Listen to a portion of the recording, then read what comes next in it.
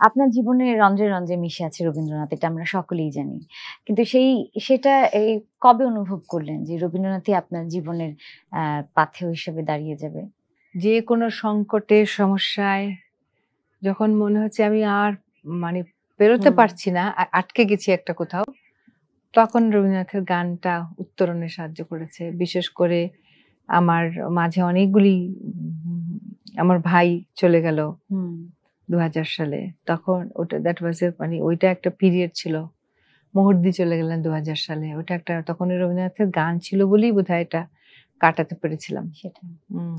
এইগুলি নানা জীবনের বিভিন্ন চড়াই উতরাই, ওঠা পড়া, পাওয়া না পাওয়ার মধ্যে দিয়ে যেতে, যেতে মানুষ আ উপলব্ধি করে যে রবীন্দ্রনাথ আছেন। রবীন্দ্রনাথ সেটাই। আমাদের উম সংকটে পাশে এসে দাঁড়িয়েছেন পাশে দাঁড়ান। সবসময়। মানে তার এই গান, কবিতা এগুলো আমাদেরকে অবলম্বন দেয় আরকি। হাত সেটাই। ধরে বের করে নিয়ে আসে। এই মুহূর্তে এক কোন গানটির কথা খুব মাথায় ঘুরছে? একটু ২ লাইন গাবেন কি? এই তুমি যে এই মাত্র বললে